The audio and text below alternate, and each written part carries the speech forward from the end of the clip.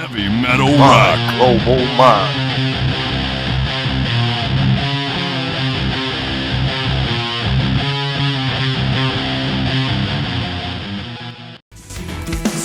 Humanity, feeding you lies, bleeding the truth from your mind. You can see me scheming peace of Channel 5, healing the blind.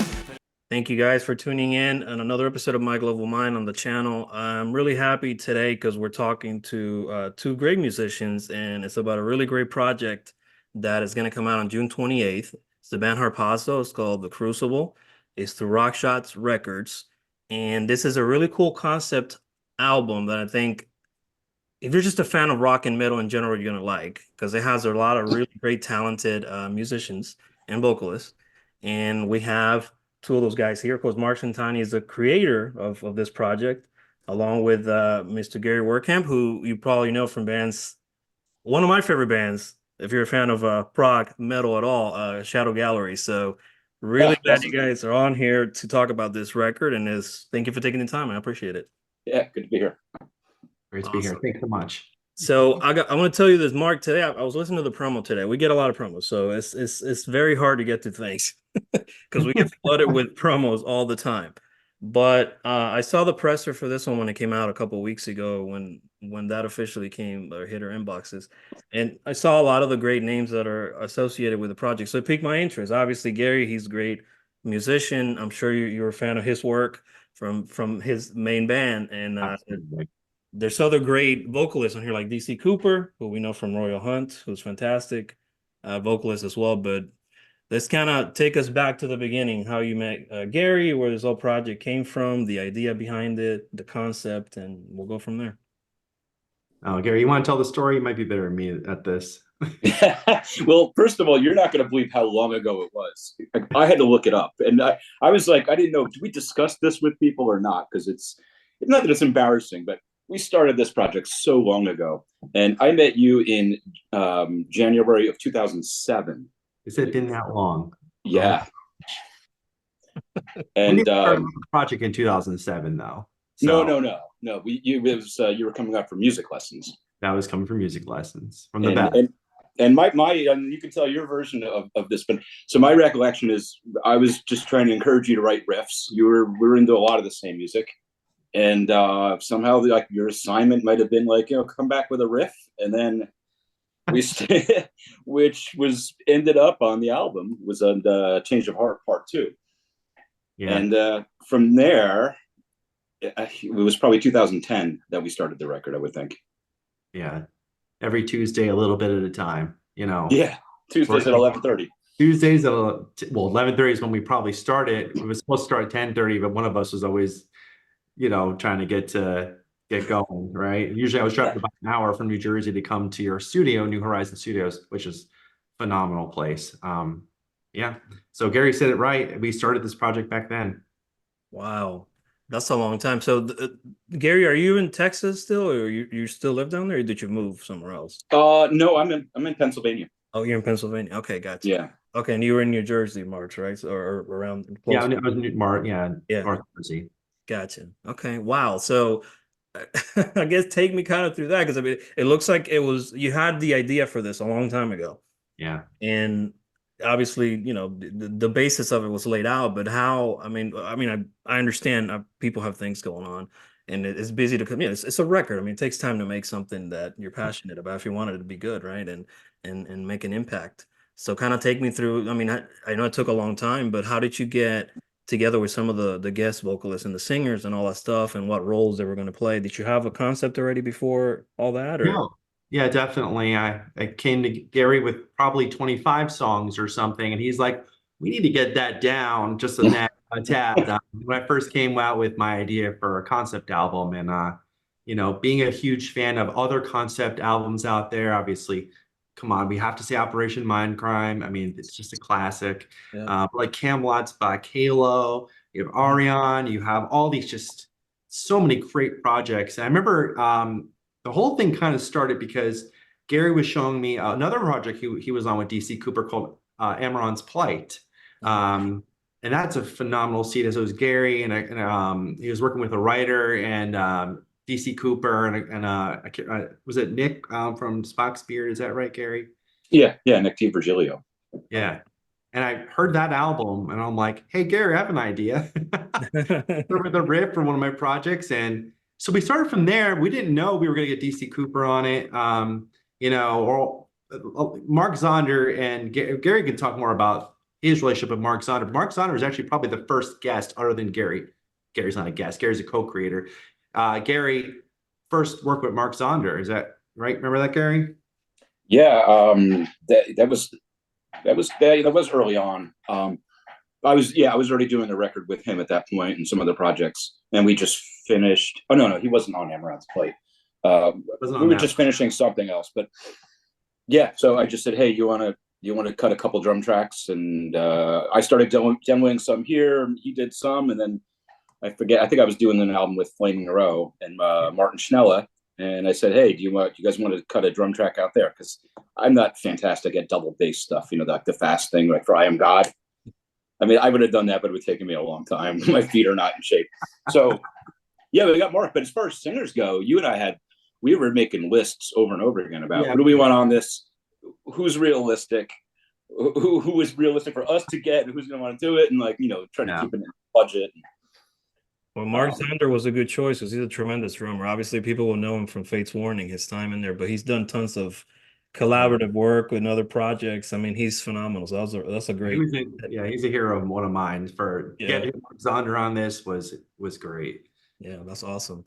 So I've heard the promo today, and like I said, we get so much stuff that it's hard to go through everything, but I was listening to it today and I made some notes on some of the songs, and you can break down some of the tracks and then kind of talk about the concept, because it is a concept album.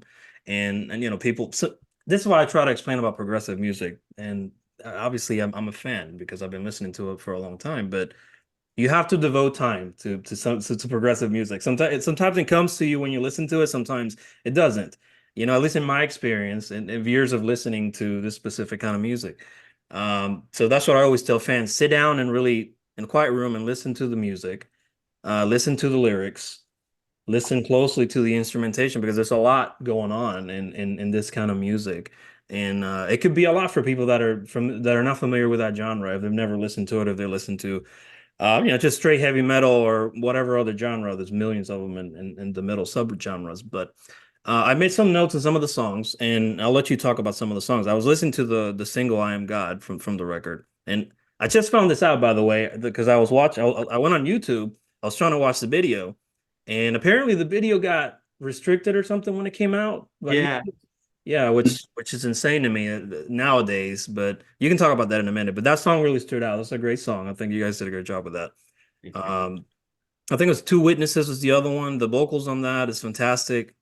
Ultimatum song, that's another one that was really, it stood out for me.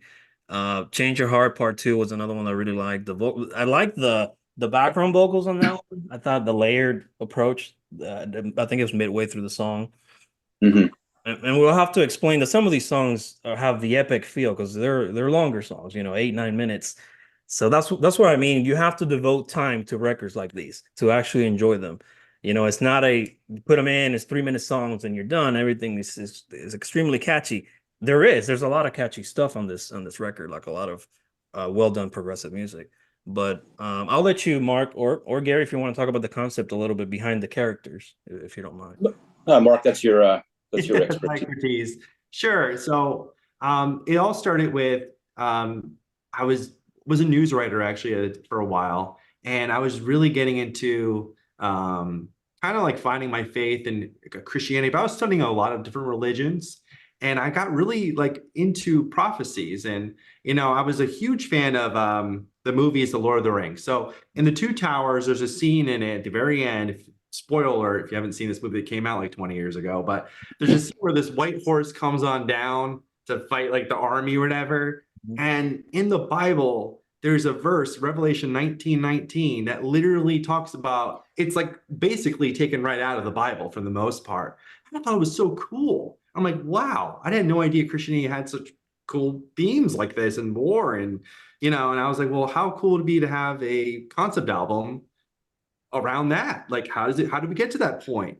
And so I started building and researching a whole album, and focusing a lot on the prophecies of Revelation and Daniel. And so that's how it kind of all came together, where I started coming with these different characters, like Jude Solomon, who's this trillionaire, which we don't have any yet, but someday, right? That's going to be happening. There'll be trillionaires who basically is on a path to world domination. And he really is focused on making a world where we're the transhumanist movement, which is growing right now, and where we have eternal life here on Earth, that there is no afterlife needed because we can exist on the planet as it is now. And he is at the forefront of bringing that technology forward. In the story, we have Michael, who is the right hand of Jude Solomon, and they're trying to silence those who are fighting against the technology, and the world's in turmoil, and there's a giant meteor hits it, and through chaos, he leads an uprising, a revolution. They start eliminating groups that they don't agree with. And then basically Michael is the right-hand assassin of Jude Solomon. And kind of like if you think about an Operation Mindcrime, when you have Dr. X and Nikki, very similar, right? Mm-hmm. And what's going to happen is he's going to encounter a moment that's going to change him forever on the Two Witnesses track, actually, on Change Heart Part 1. That's going to divert his attention from serving Jude Solomon and the I-Corps enterprises of where they're trying to, again, merge humanity and machine together to live forever. And he's going to go ahead and fight back against those evil forces. And that's what takes you to the next part of the album on the second half, is him leading that. Gotcha. I felt, I mean, it's important to explain this to people because when listening to a concept album, I mean, at least for me, and I agree with you, Operation Mindcrime, obviously that's up there as one of my favorites of all time. But you connect with the songs differently when you understand the concept behind the songs, right? And I think it brings more understanding to the music and the structure of the songs and why they were built that way, or why the compositions were created that way. So that's why I think I wanted you to explain that, because some fans may not necessarily understand, right? They say, well, I don't know, it just sounds like crazy sci-fi prog metal. Yeah, pretty much. It is. Yeah, it is pretty set way into the future. Exactly. It's not now. It's fictional story. But it's a cool concept, and it speaks to a lot of it. Could be things that are happening now with technology, right? And it has kind of us human versus machine kind of ideal or whatever. But I mean, it's an interesting concept. So I think fans will like that if you're into a little bit of sci-fi or anything like that. And it has a little bit of a religious undertone, but not a lot that's going to overtake over the album concept either. But I think you can get a lot of different fan bases that will buy into it, I think, when it comes out. So that's really cool. Gary, how did you, I mean, we talked about the concept, but how did you, when you came into the project, did you have an idea of how you wanted to compose the music, or just kind of just as you went along, or how did you scope that out? Well, we had to first kind of get the storyline, a little more solidified, so we knew like what direction each song has to be in. And I'm no stranger to concept albums and the challenges they pose. But it's good and bad challenges. I mean, you can't just write whatever you want anymore, because if it doesn't fit a character or that part of the story, it's going to be a mismatch and the emotion won't be, nice and tight like it's supposed to be. So, but once Marc started working more on lyrics, and we would do this together. Like, we wrote this album together in the studio, like 2 hours every Tuesday. And it came together surprisingly fast. For as long as we just said it took us to make it, he would have an lyric idea, and I'd say, well, what do you have? And I would just grab the nearest acoustic guitar, and and believe it or not, we're in the middle of a big studio, and we did everything on the phone. Because it's easier just to hit voice memo, and I probably still have them, but I'd say, all right, so we want this kind of setting, and Marc would explain to me what he's envisioning, and I'd be like, okay, so let's go minor chord, we'll start with this. How about this? And I would play something and sing it, and we would both go, okay. And I might ask Marc, hey, can you rewrite that next line to be like 6 syllables or 7 instead of like 10 because I can fit that better. So it was like, it was a puzzle. And he'd just go 2 feet away from me and sit on the couch, and I'd sit up with my phone and with the guitar, and we were both kind of working together, and we just pieced it together. But the music, every song did have different vibes to it, and Mark was very involved in that. He didn't just like leave and say, yeah, write the music. We discuss like where do we want to go right here? What's the setting? What's the scene? What's the emotion? Yeah, so a lot of fun. Especially Two Witnesses, right? That took in Jerusalem, and we wanted to have that really cool Middle Eastern kind of sound at the beginning, and we wanted to have so we really thought about really cool themes and how do we take the setting and put that to music. And I definitely gave Gary a lot of challenges there, which is, hey, this is where we're going to be. And by the way, we're in Rome. And by the way, we're in this city, right? Yeah, yeah. Constantly changing the tempo and the style, and so the music is like that. Yeah. But imagining some of the characters being in Italy is a lot different than being in Jerusalem or being in America. So right away, it's just you get a sense of it and of the emotion of where it's going. Yeah, absolutely. Yeah, you're right. I mean, there's little intricacies that you can put into the song compositions if you place it in a specific city or something, right? According to a specific era or time frame, all that stuff can play into it. That's great. Do you remember any particular song that stood out as you guys were making them that you said, you know what, this is going to be one of those songs that I think can stand out? I'll let Gary go first. Well, I remember what was weak in the beginning. There's a couple songs. I don't know if you've heard them in like so long, but they were just terrible riffs and just thrown together. And but I think we knew we were on the right track when I think Change of Heart Part 2 was one that we did more than a phone demo. That was one where in between I would do the piano, I started doing drums, start tracking everything, and so that felt like, okay, this is it's a longer song, but it's got a lot of cool parts. And I think especially when we did I Am God, we kind of knew we were on to something a little more special with that, because that was fun and it was potent and ferocious and in your face, and but that was probably the first one that was it went from demo to final product, and it really hasn't changed at all since we wrote it. I just listened to a version from like 15 years ago. I can't even tell the difference except for the mix, and I think we redid some of the guitars, but all the keys, the bass, all the drums, nothing's changed, Yeah, right. Absolutely. Well, I was going to say the same thing. You described it well. It's got that potency to that song. It's that's what I was saying. It's one of the songs that stood out when I heard, and admittedly so, like I said, I have not given the promo multiple spins because of like I was saying, Mark, we get tons of stuff, so that things can get cluttered and lost along the way. But I'll review the record for sure because I enjoyed it. I think it's I can tell this. You guys crafted this and it took a long time to make, but you can feel it and hear it in the quality of the music that you guys took your time with it for a reason. And I appreciate that, because nowadays, as we all know, people can go out there and make a song in an hour by using, synthetic applications. Well, I'm not saying it's a bad thing. It has its advantages this day and age, but that's not how it used to be, years ago. You can make a song in 2 seconds with one apps out there. Okay? I've already tried it just to see what it would be like. Yeah. Right, exactly. For me, Gary said it perfectly. Change Your Heart Part 2. I knew we were on something with that song because I played it for my girlfriend and now my wife, Jessica, and she cried at the end. And I knew when the piano came in and If Only You Can Believe, or whatever, that whole ending came in there.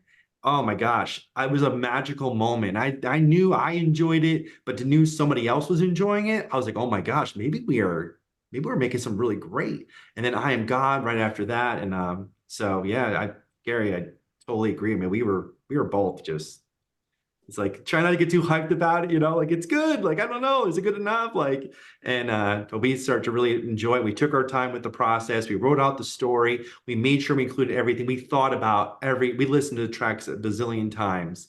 And just to make sure every little detail we can fit in there and without overloading the listener with too much like sound effects or dialogue. And, Gary was like, no dialogue, which I understand. So we did very little dialogue. We tried to keep it mostly to the music as much as possible.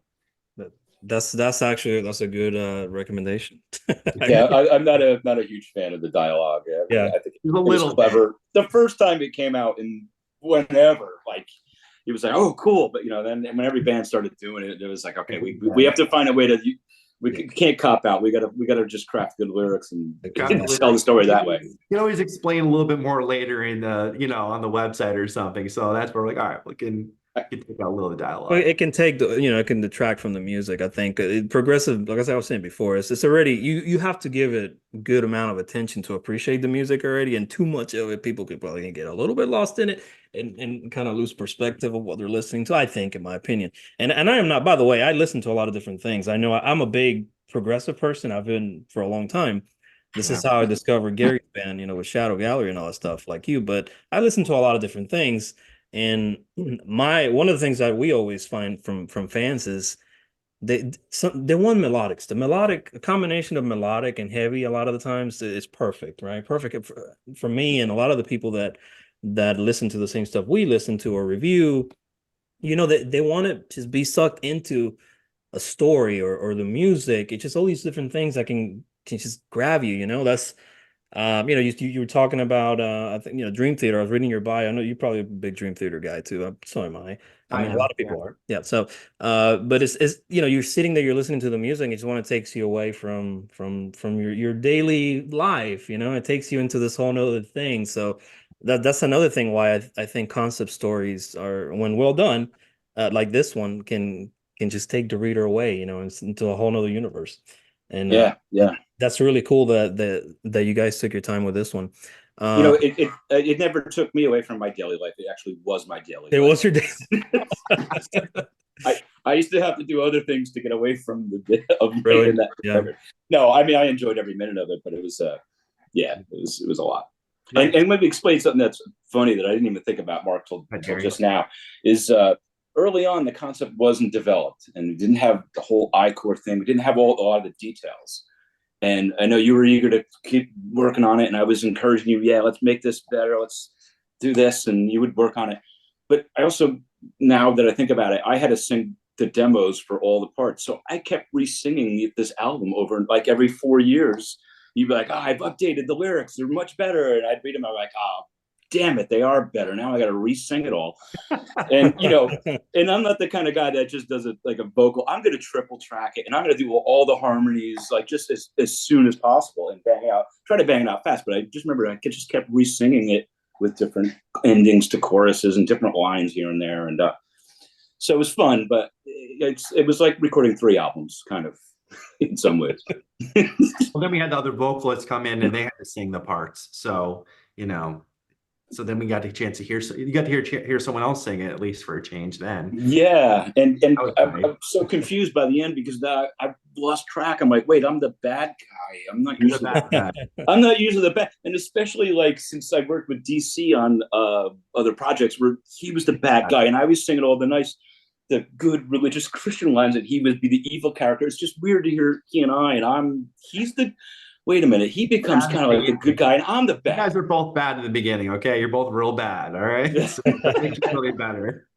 Well, see, I think DC, he's from what I remember, in his other life, he's like a firefighter, I think, in his day job.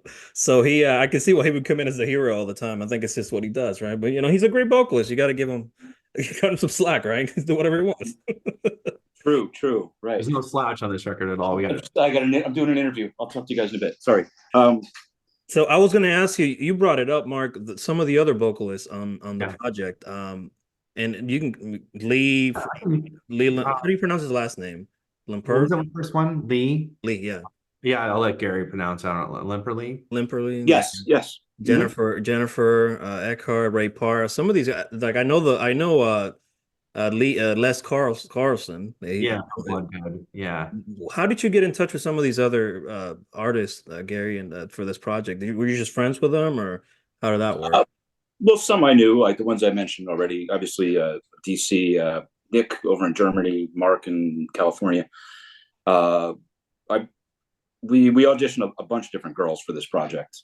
So even the songs that I wasn't singing on, we'd go through many times. But so Leanne was somebody I knew here that I was working with on other projects.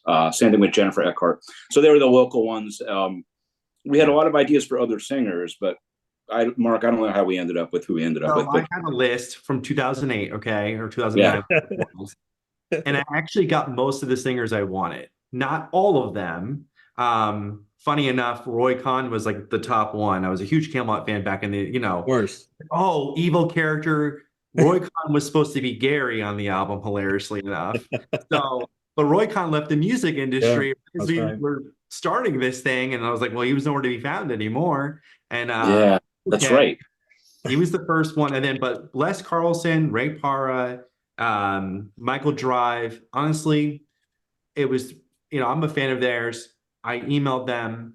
They accepted the offer to join the album. It really wasn't too complex. They were all really so excited, especially Les Carlson. He was like, what part do I have? He was so, it was so amazing to have such great musicians like that. We're just like, yeah, I want to be part of this. Sounds great. And we shared the demos with them. And like you have Christian from Narnia. I mean, he's so good. And again, all these guys, once they heard what we had, they were for the most part down. There was a couple people who said no, or a couple people wanted Gary, the role of Jude. I never even told you this, Gary, but Jorn Lande wanted to be Jude on the album, and I had to tell him no.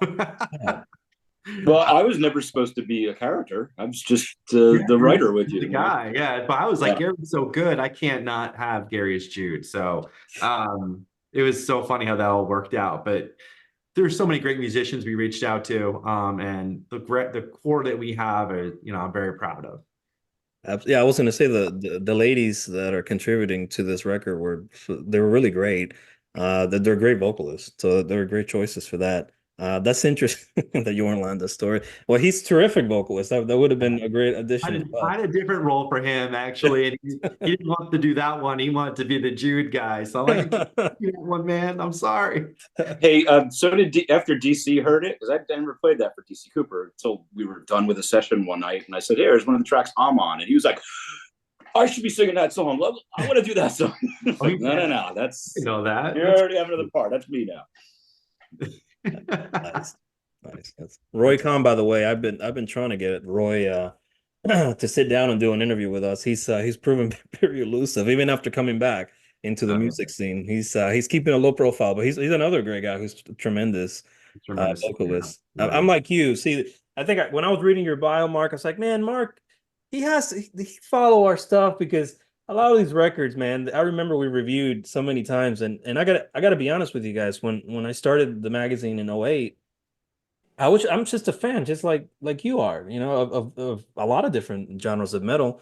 But I discovered a lot of great bands. Back then I was out of high school, so I was still pretty young, and there was a publication online called Metal Reviews, Ultimate Metal Reviews. Oh my gosh, yes, yeah. I know it. Yeah, of course. Yeah. I love that. That was one of my favorite outlets, because I would go on there and they had these top lists of great albums that I've never heard of before, because at that point in time I was listening to more commercial stuff, and I've never heard of Queensryche, or I've never heard of a Page Line or Shadow Gallery, or all these great bands, and I owe that publication would no longer exist anymore, unfortunately. Yeah. There were so many great records that I discovered through that outlet that it kind of gave me an idea. Maybe we should start reviewing stuff and see how that goes. But a lot of the stuff came from that, so it's just funny that that the same kind of bands that. Like, it's funny you mentioned that. I was just talking with my wife the other day how I got into music was my dad had Mind Crime and a couple other albums, and I would go on Amazon, and they used to have lists like top 10 best metal albums of whatever year, right? That these would write up, and that's where I found Shadow Gallery. I had no idea he was an hour away from my house. The whole thing is bizarre how we even met to begin with. We met through MySpace. I was looking for a guitar teacher. I had this idea brewing in my head for a concept album. I was listening probably a lot to Avantasia at the time, Metal Opera 2 or whatever. I was listening like Seven Angels, and I was like staring at this painting of Gustave Doré of Paradise Lost.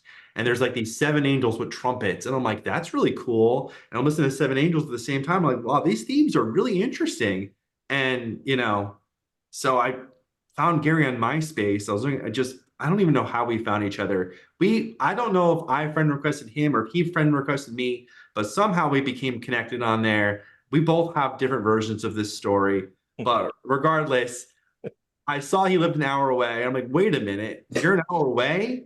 You teach guitar? Can I come learn from you? Like, I'm a huge fan. Like, so See, I that's, thought I contacted you about getting guitar lessons. I don't think so. I don't know what happened, but I'm telling you, you claim Okay. I did not friend request you on MySpace, but you claim you didn't friend request me on MySpace. But literally the day I came up with the concept, like just kind of briefly, because I was always running like these epic poetic like just like these epic stories and poems and things like that. So it wasn't unusual for me to be doing that kind of thing. But I happened to run into you. So so that's how it kind of that part started. Sounds like it was fate, man. You never. It really was. It really It was. sounds like it was. But that's cool. I mean, that's great. A little backstory on how you guys have met. But I think it's interesting that the whole progression of this project's taken. It took this long, but it came to fruition. And in the end. Passion project. Yeah, it almost didn't. It almost didn't so many times. I mean, Gary, I don't know. Like you had something really tragic happen to Gary, and we almost lost the music actually. And but we still retained it after all. Like I think I remember this, Gary, but I follow Shadow Gallery. Mhm. I've been waiting for new music for a long time, by Yeah. Thank you thank you for waiting so long to say that. I'm still waiting, man. I know you've had some. I think wasn't like a house fire or something like that happened. I think that's what it was, right? Yeah, 2000. Some years Yeah, that's ago. 2000. Yeah. Yeah, Mhm. I remember it was posted on social media, and I felt. I mean, I didn't know if it was the details of it, but obviously when something like this happens, that's catastrophic. So, um, I, I I don't know where it all went from there, or if this affected a lot of your music and the stuff you were doing at the time. And I don't know if fans really understand that part of the story, but I mean, it's been a long time since Shadow Gallery has released anything. I know we're moving on to this, but I was going to ask you this anyways because I haven't talked to you for a long time. I mean, is there any like future for music for Shadow Gallery? Because I know fans want to know. Yeah, I want to know too. I can tell you this. I saw some place online maybe this week because we're starting to see reviews for this record, and it was the first time I saw Gary X Shadow Gallery, and I'm like, what? They can't assume we're not a band just because we don't do anything. So I didn't like seeing that. So we are officially still a band. I didn't see that. Yeah, I saw that someplace. I'm like, who by, come on. Not like I left the band or got thrown out or anything. You're still a band, so the fans want to know you are still a band. Yeah, just one of the lazier ones. No, we're all doing different things. We're spread out. I don't want to give you excuses, but no, we don't live near each other. And I know bands do this, and I don't. You could just easily say, well, transatlantic, but they don't. Their only jobs those guys have for the most part is just being musicians, and we're like managers for companies, and we all do different things. So I completely understand that. I'm in the same boat. Yeah. So yeah, it's a challenge. Hopefully, in sometime in the future, we can get some new music from, because I know that a lot of the fan base that read our stuff, they still reads our stuff through the years. There's a lot of people that they want new music from Shadow Gallery. I think that your band had vastly underrated. I don't think there's a bad record in your whole discography. In my opinion, I'm a fan, obviously, so. But in my personal opinion, I think those are great records. And that was going to lead to my question that I was going to ask you when you got involved with this project and some of the songs that that you're playing on here, all the instruments, because you seem like you play just about everything from keyboards to bass to the drums. Did you? I try. Did any of those songs? Were any of the music that you compose here in any way connected to any stuff that you were working on in the past that may have been on a future Shadow Gallery project, or it's just this is just completely new? Not really, no. Except one exception. And Mark, I don't know if you know this. When I was writing for the Carved in Stone album, when I first joined the band, not long after I joined, and they had already written a bunch of stuff for it. So I went up and we broke off into teams, and I did write a song with Mike Baker, where we set up a studio in one room. We all rented a house. We went away as a band. We're like, we're going to get away from their girlfriends and jobs and everything and just go right together for this album. And, which was a great idea. But I forgot about this, but one of the songs I wrote with Mike had the same chords as the chorus to I Am God. Yeah. And we never put it out. It didn't fit anywhere on the Carved in Stone album, and we never came back to it. So, but that's a chord progression I've probably been kicking around for a while. So I'm glad that Mike was gone before we even. Mike was gone like before we even did I Am God song, I think. So. Oh yeah, and when I'm talking about is 1994. So we're talking, I mean, like that one before you even made it Harpazo, I think Mike was already gone at that point. Yeah, he died. Yeah. Mm-hmm. So, right when we were getting started, or just before we got started. Yeah. And, no, definitely. And I was gonna say on that, when I heard that song, I could tell just some of the small parts. Like if you're not a fan of your band, you probably wouldn't have been able to pick that up. But I was, that's why I brought this up, because I kind of heard, I was like, man, that sounds like it could be, something from the past there. But the rest of the record, it has its own thing. It's not. I want fans to understand this is not a shadow gallery record. It's a completely different thing. The sound is completely different. It's it's as great of a concept record as you're probably going to see in terms of production, and like I said, all the great artists that are involved with it. But it's completely different deal. So I'm not comparing it at all. It's just I kind of just thought about that with that song. So yeah. I was going to ask you, Mark, the name for the Harpazo name. Can you talk about that? The meaning behind that? Yeah, Harpazo is actually, it's a Greek word. It means rising up. That's really all it means. It's actually another term for rapture in the Bible. That's where its biblical origin is. And the crucible is very similar. It's just a trial, an extreme trial, very similar to like the word tribulation. So I just love that word crucible so much. Yeah, there's a movie about it, the old movie. But I just love that word, and Harpazo just stood out to me. And I don't know, that's just how it was actually, it took me a while to come up with the name of the album. I didn't know if it was going to be the Crucible. I had like 30 different names. I didn't tell Gary about any of them. I was like, I'm not going to tell you until I know, because I'm just going to figure it out. And I just landed on that one. And that's because, and also it just happens to be, our title track, The Crucible, is just, definitely one of my favorite tracks on the album. So it just fit perfectly. Gotcha. That makes sense. And you were saying, I mean, you were a writer before, you were saying when we were speaking earlier. So that, I'm sure that helped write some of this, the actual plot for the whole concept. Absolutely.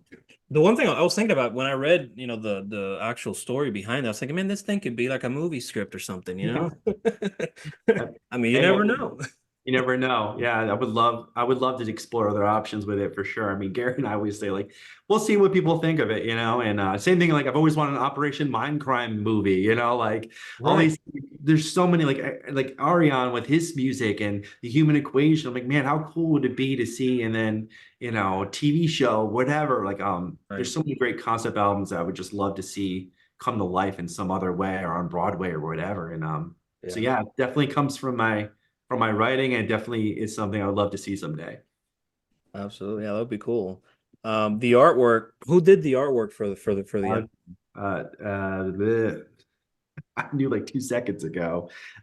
He he's done a lot of metal albums. Gosh. I didn't see it on the presser. That's why I was asking. Dusan Mukharvik. He did most recently the artwork that I saw him do was the Three Tremors with Ripper on Wings and the singer from Jagdpanzer, and I can't remember who the other guy was, but great album. And he did the huge dragon on it and everything. And I just saw his artwork, I'm like, man, how cool is this? Like this guy could totally do a scene from this album, no doubt. And he was great to work with. It looks pretty cool. I like the artwork, and I was thinking too. I don't know how the CD, the booklet, or any other stuff is, but I mean, it would be pretty cool, some of the artwork to go along with the story, like the Ayreon stuff. When Arjun works on that stuff, it's so elaborate. It's just a whole crazy story, and that's another project that I always say to people. If you listen to his stuff, not only the amount of talent that he involves in a lot of his projects, but it's like a movie when you listen to his music. And if the I Am God video is done by Wayne Joyner and Dave Latier, and they both do all the Ayreon, Yeah. the live stuff, their lyric videos. He's working on a project with I don't know if I'm allowed to say, so I probably shouldn't say, but he's doing he did Seven Dust recently, and he's on Kansas. And so when we were looking for somebody, that was Gary, I think those were the first words out of your mouth of who we need to get. You're like, Wayne Joyner, you need to get Wayne. This was years ago. You know, I contacted Wayne years ago about this when I thought we were finishing it up, like 2017 or 18 or whatever. I was like, we're on the cusp of finishing this record, and I'd love you to hear it and talk to you about it. It's just it took a few more years, but I'm glad he was available to do that. Oh yeah, he was so kind, and he really took time with the concept of it to try to bring it to life for that music video. And yeah, both those guys really just tremendous talents and the work they do. So there is a little bit there where, you know, definitely some influence and definitely the same kind of vibe we're going for. So Right. Did you have offers, or I don't know how about the label part of this? I mean, Rockshots seems we review a lot of their stuff. They carry a lot of, it seems like a lot of power metal stuff, melodic metal. They have a pretty decent roster. Did you have a label in mind when you were out looking for releases? I did not. Gary, did you have one? I don't remember. Well, I mean, we were going to entertain from anybody who was willing to, you know, get on board, and they just seem to be the best fit. Yeah. Right. Yeah, like I said, they carry a lot of melodic stuff and power and progressive. They have a pretty good roster. I'd like their roster too because they carry a lot of European artists, which, you know, that's one of the when we started the magazine, that was one of the things we wanted to promote. Is a lot of the music you couldn't hear over here in the States. It's huge over there in Europe.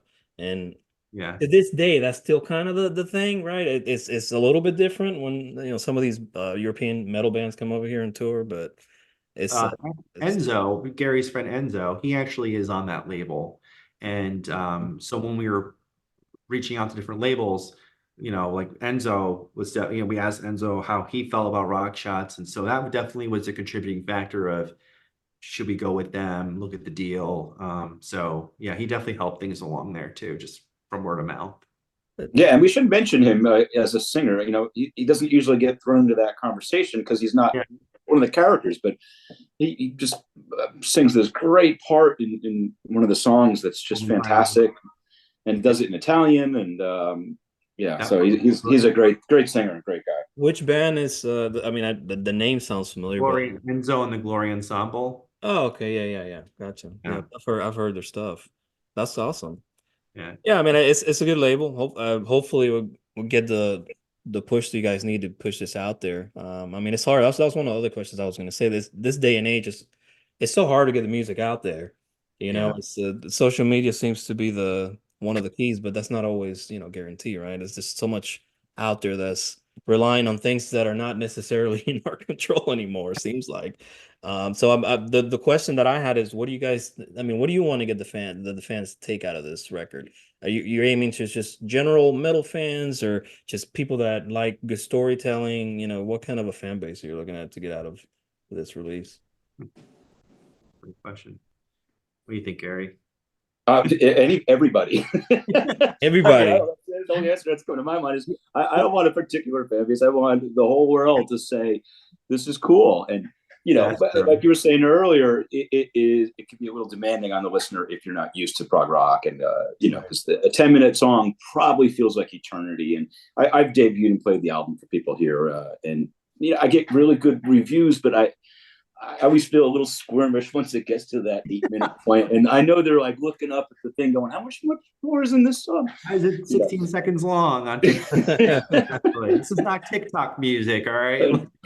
Well, that's the other thing too, right now. Like it seems like nowadays is, you know, it's the well, we didn't write this album in the TikTok generation when we started right TikTok. We were like, hey, we can write a longer album. That's totally cool. Like nowadays it feels like, you know, you have to keep it. And even the reels that I'm creating and on Facebook and YouTube, just trying to keep it short and sweet and getting those highlights to people, because that's what they really, unfortunately, we got it. That's how we kind of market it. But there's so many great moments. It's so hard to capture every of it. You know, we could do a bazillion reels because we love the album. And but then again, we don't know what people are going to say. So it really just comes down to, you know, we're just going to wait and see what people how people feel about it. So Yeah, and you know, that's the thing. Are you the music scene is hard to gauge nowadays. I mean, I would say that you're probably going to you should get really good support from the progressive scene. I mean, I know folks that still follow our stuff. They love progressive music, and Mhm. I mean, I think the record's great. The other thing I was going to say, you guys took your time with it. I'm going to say it again because a lot of music nowadays just, you know, it gets done in no time. And unfortunately, the product is what it is, right? So, but this is not. This seems like it's been a long journey for you guys. And I really hope that everybody checks this out when it comes out. June 28th is the release date on the label, but digital, it comes out, or physical comes out later. Digital comes out June July 5th. July 5th is the release date in the States. the state. June 28th is international labels in Italy. So that's where they're shipping out of there. So we just get a little after, Gotcha. Is there any other future plans for anything after the record gets released, or any more singles that are going to come out, or anything else after that that we should know There's about? gonna be another single. Yeah, we're gonna have another one come out on the release date of the 28th.